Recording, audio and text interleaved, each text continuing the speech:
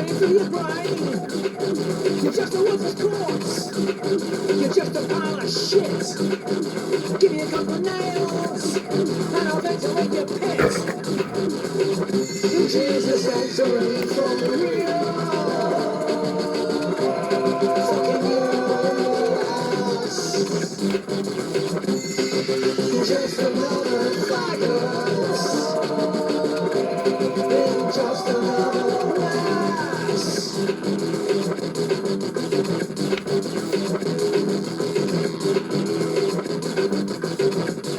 We won't take it anymore.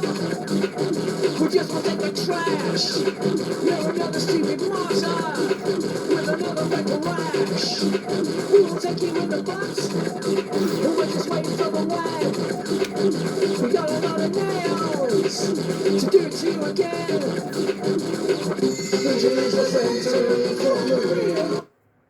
I got the new Scum Ripper for a few fixes more on Headsplit Records. Let's check out the first song. I can't read it without my God. Let's see. I am the mask of evil born. I can't see. I'm almost blind now. I am the trash of evil born, I think. So let's get a snippet. We'll listen to it. I don't think this will be copyrighted. Copywritten. Scum Ripper. And then I'm going to review those comics I showed you. Because, man, that's such a hard time. Too many silly questions. Your presence on this earth will come to an end. You have no sense, no purpose, no direction.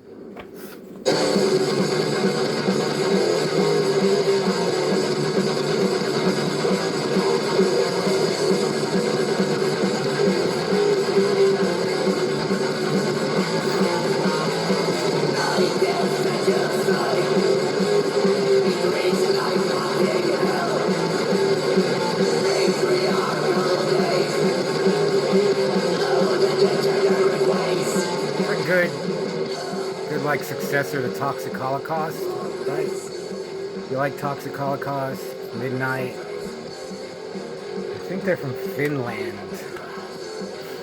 So maybe one day they'll come here. That'd be cool. Cool name, Scum Ripper. I have their first CD, thanks to my buddy Stan.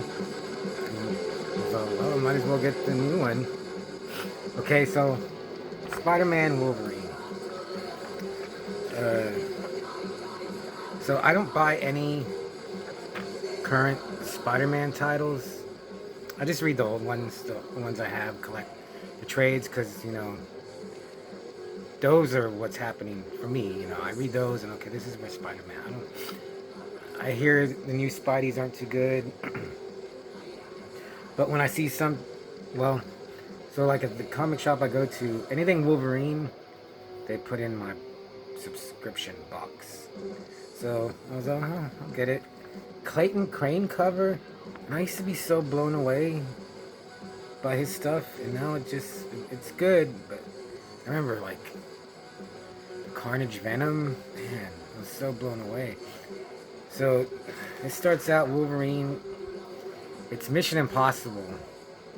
There's a guy who wants Logan to find this list. I remember in Mission Impossible they call it the knock list.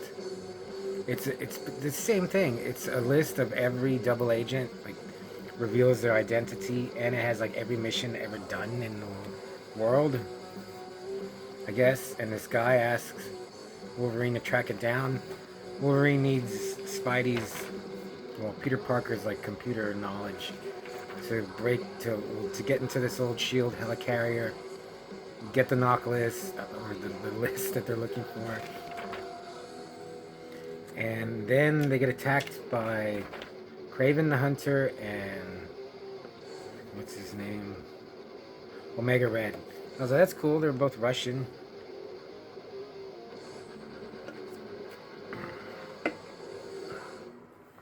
And then Spidey, he finds the list, and Spider-Man's parents were double agents, and he sees Wolverine kill them. So oh yeah, and then yeah, like there's parts where Peter Parker, he's Weapon X, Wolverine is on the bridge with the Green Goblin killing Mariko. Spidey is crucified on the X. And you find out, well, it's Mysterio, using his illusions. But Spidey finds out that Wolverine killed his parents, and he starts kicking his ass. So that goes into issue 2 with a cover by Eric Larson. So man, it's cool, Eric Larson. I didn't think he would do anything for Marvel. So this is like an all-fight issue between Spidey and Wolverine.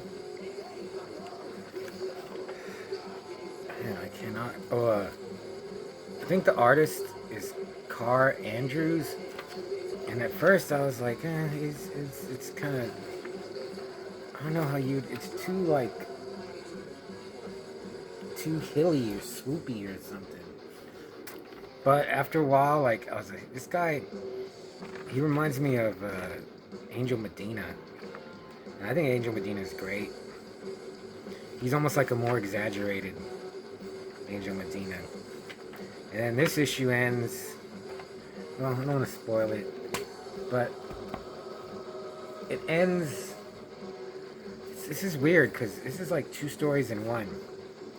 So it's this guy, Dread Shadow, who has gotten Spidey's enemies, and I guess Omega Red, he doesn't get any other Wolverine enemies. Mainly Spider-Man's enemies, to attack them all at once because he feels like Spider-Man and Wolverine are not real heroes, and that's been done to death too. But then, I don't know, it's weird, I was okay, this Dread Shadow dude, who, he has a lightsaber, he looks like a samurai ninja, kinda, very, now that I think about it, Frank Miller-ish. Then it goes into a story where they get pulled into a parallel universe, or another universe, another Marvel universe by Reed Richards, the Reed Richards of that universe, to stop this guy. This is a really cool cover. This dude, Arachnix, he's just Wolverine and Spider-Man sandwiched together. It gets weird. So in this universe, Reed Richards marries Mariko, and this guy, I don't know, I think his name is like Peter Logan. He's in love with Mariko, and he gets bitten by the radioactive spider and becomes Spider-Man and Wolverine combined in one. So Wolverine and Spider-Man have to stop this dude. And in this world, there's the Revengers. This is a really crazy story. They're a supervillain team. And it's like the Black Panther, Hulk, Iron Ultron, or Ultron Fist, She-Hulk, and like Psylocke are jammed together. This is written by Mark Guggenheim, who, the first time I ever noticed him, he did a Wildcats. That was I really liked it. I would read that over and over, and finally, I think I just threw him away, just to get rid of the comic. But I remember I would reread it, and it was really good.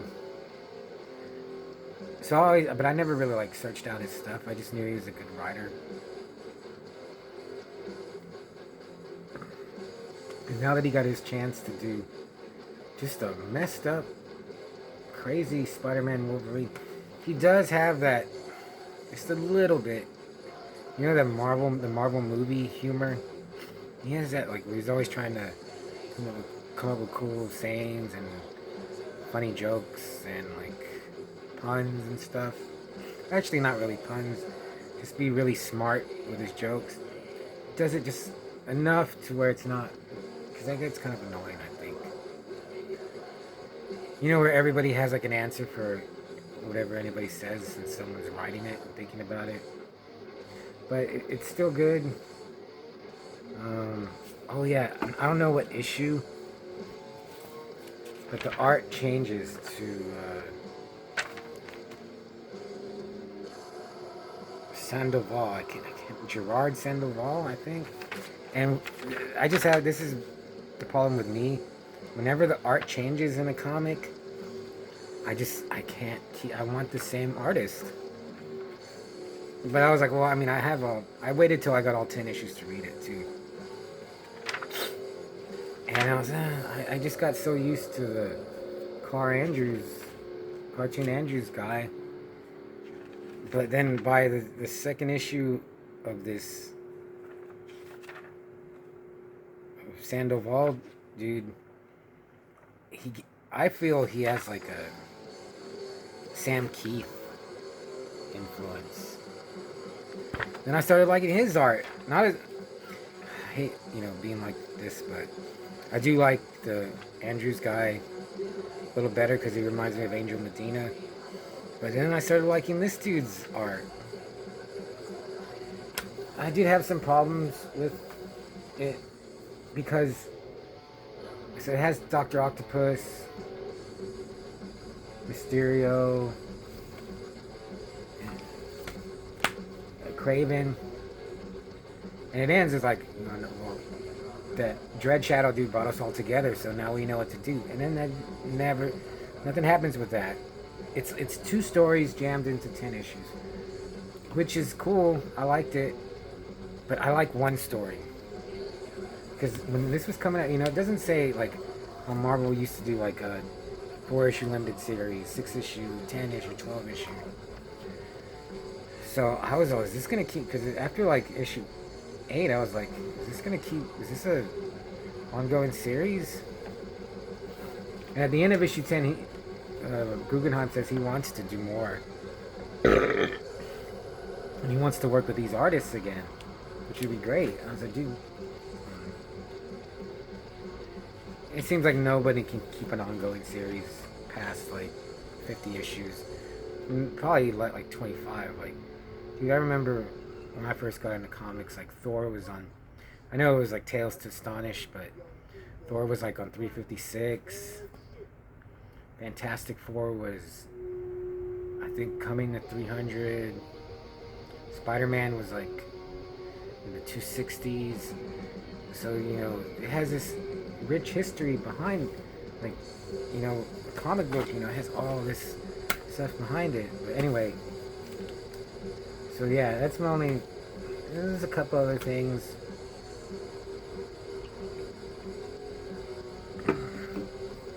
But, and then like the Arachnics, which sounds cool, all sounds kind of dumb, but he looks cool, he's funny.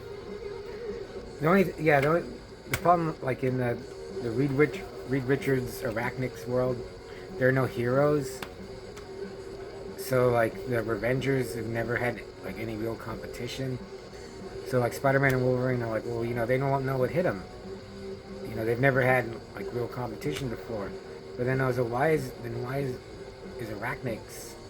Well, I guess because he I don't want to spoil it anymore, but then why is he so like badass? I hope they bring him back. Like, I complain about like when a character comes out, if they die, like bring them back. And that bothers me, but I want to see more Arachnics. If I saw an Arachnics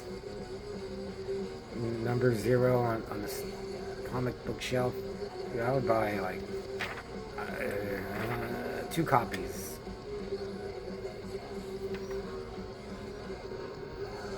They do so many variant covers nowadays. Ugh. And people say, I hear people saying like comics are dying out, and then there'll always be someone, drawing and stapling pages together. So, yeah, maybe Marvel and DC will fall one day, but someone will always be doing comics in some form. Dude, this Predator Bloodshed, it looks cool. I looked at the first issue art. It looked like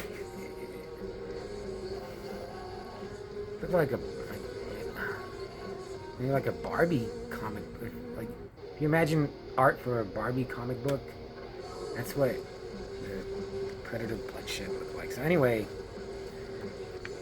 Spider-Man Wolverine 2026. Like, overall, I really liked it. It just never stopped. I read all 10 issues. Started them late one night before I was going to sleep, and I finished them as soon as I got home from work. And I was really tired too. So I'm sure they're gonna be collected, and maybe this will be the cover. Who knows when? But if you like Spider-Man, Wolverine, Spider-Man and Wolverine have really like clicked. They have had a lot of good. I mean,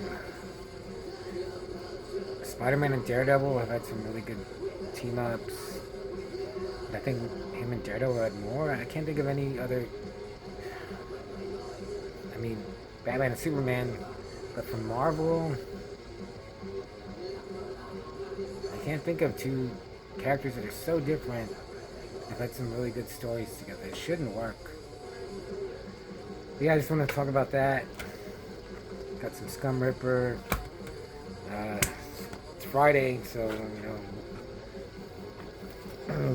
go get your beers and shots.